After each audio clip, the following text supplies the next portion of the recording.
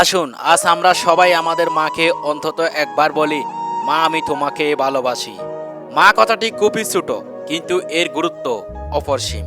আমরা সবাই এই দুনিয়ার আলো দেখতে পাই এই মায়ের জন্য। একটা মা যে কত কষ্ট করে তার সন্তানকে মানুষ করেন তার কোনো হিসাব বা তুলনা নেই।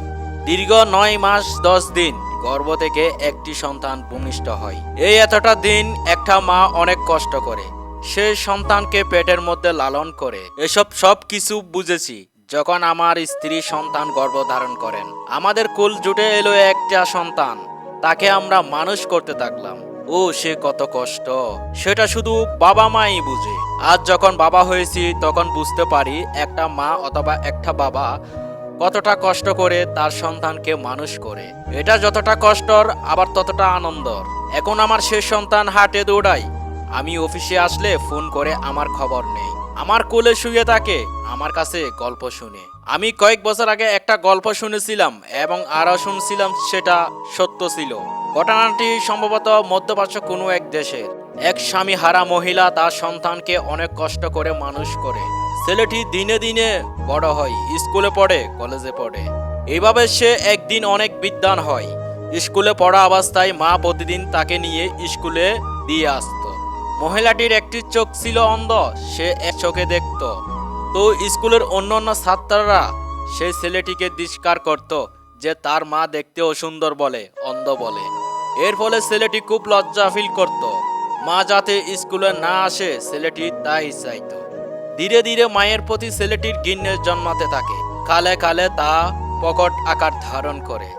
এর অনেকদিন পর ছেলেটি বিদেশ চলে যায় চাকরির সন্ধানে। মায়ের সাথে কোনো যোগাযোগ রাখে না। সেখানে সে বিয়ে করে ভালো চাকরি করে এবং তার সন্তান হয়। তাদের নিয়ে বেশ সুখে শান্তিতে বসবাস করতে থাকে। মায়ের কোনো খোঁজ খবর রাখে না, জানো না মা বেঁচে আছে না মারা গেছে। অনেকদিন পর ছেলেটির মা অনেক কষ্ট করে ছেলেটির ঠিকানা জোগাড় করে এবং সেই ঠিকানা মোতাবেক সন্তানে যায়।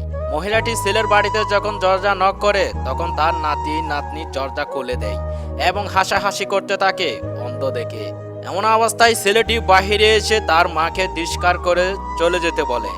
এতে মা খুব কষ্ট পায় এবং চলে যায় তার নিজের ঠিকানায়। এর বেশ কিছুদিন পর ছেলেটি কি যেন এক কাজে তার জন্মভূমিতে যায়।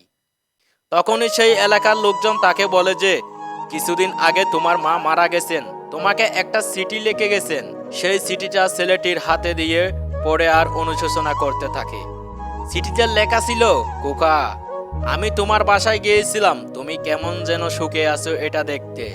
আমার খুব ভালো লেগেছিল যে তুমি ভালো আছো, আমার মনে কোনো দুঃখ নেই। তবে খোকা তোমাকে একটা কথা আমি জানানোর প্রয়োজন মনে করছি।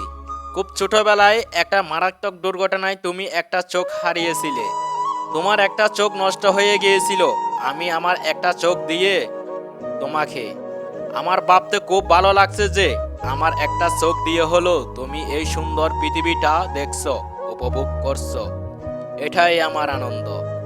আসুন আজ আমরা সবাই আমাদের মাকে অন্তত একবার বলি, মা আমি তোমাকেই ভালোবাসি।